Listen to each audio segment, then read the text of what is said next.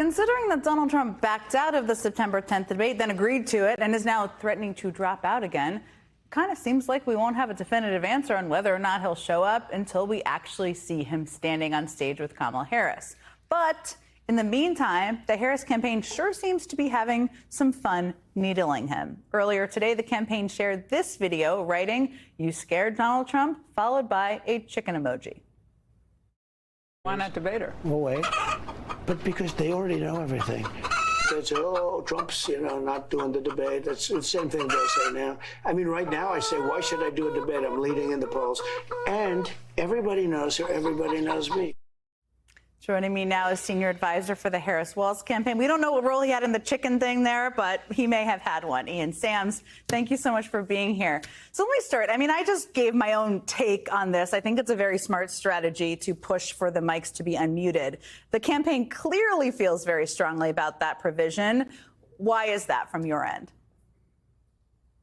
Well, the vice president thinks that the American people deserve a real debate where the candidates can go back and forth in real exchanges to talk about the issues that matter and to respond in real time to what you would see from President Trump, outlandish lies and attacks. And so we want that opportunity for the American people to see Donald Trump for who he is. Not censored, not muted, but the unfettered guy that he is going to be if he becomes president again, especially now that we know that the Supreme Court has given him the authority to have unfettered power.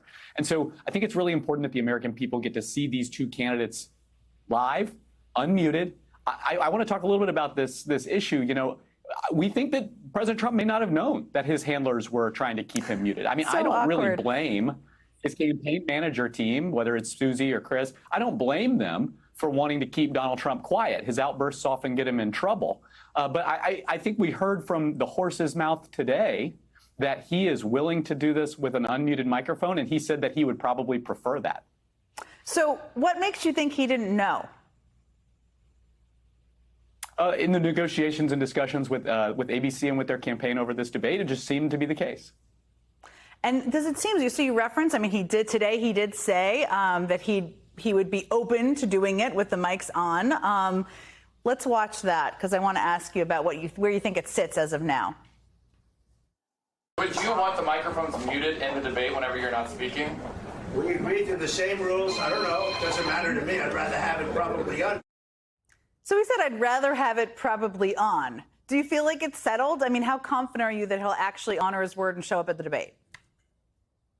Well, it should be. We have two candidates who have now agreed that they want to have unmuted microphones so that the country can see both of them for who they are. They can see Donald Trump and his dark, dangerous, divisive, backward-looking agenda, his outbursts and insults that he can't get over, and Vice President Harris, who represents something different, something future-oriented, a patriotic, future-looking person who actually cares about the real needs of the American people, not themselves, which is all we hear from Donald Trump.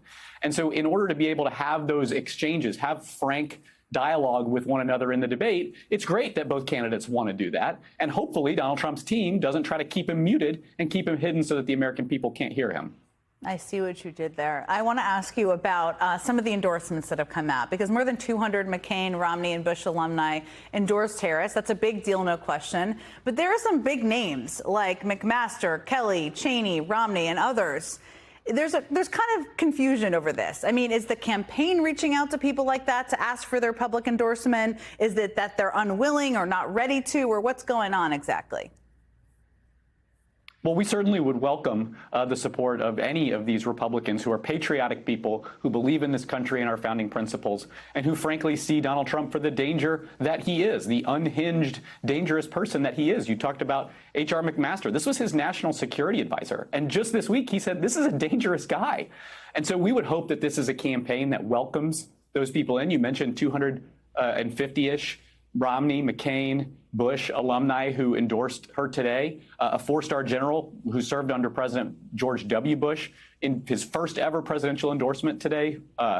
This follows Adam Kinzinger and other Republicans who spoke at the convention last week. I can't think of another time where a convention has had so many bipartisan speakers electrifying the country on her behalf. And so I think that as this campaign goes on, you will see more and more patriotic Republicans who stand up and say, look, we may not agree on every single issue, but she's a patriot. She believes in this country. She believes in our constitutional order and what we were founded on. And right now is a time for country first, country over party. And hopefully those folks will find a home in this campaign. I want to ask you about one of the issues that Donald Trump faces that has largely fallen out of the day-to-day news cycle, but today it kind of came back because special counsel Jack Smith filed an appeal seeking to reverse Judge Eileen Cannon's dismissal of the Mar-a-Lago documents case against Trump. Now, even if Jack Smith wins the appeal, we won't see a trial for some time. But the question I have for you is, what should voters be aware of when it comes to this case? It's hard to sometimes keep track of all the legal issues. It definitely is, because he has so many. But I think in this particular one, obviously the courts and the Justice Department will work that out. That's up to them. But the voters have a job to do here. We have an election in just 70 some odd days where we can stand up and reject him. The same underlying behavior that we saw of the way that he mishandled information, the way that he put our country in danger, the way that his own national security advisors have called him dangerous. That is someone that we can do something about. We all can go vote. We all can go vote in November for Kamala Harris and a new way forward that turns the page on this divisive past, this dangerous past that really threatens all of our freedoms that we hold so dear. We can turn the page on that. And, you know, these cases will work their way through the courts, and that's how it's supposed to be in this country. But we're going to go vote. Ian Sams, thank you. Appreciate you.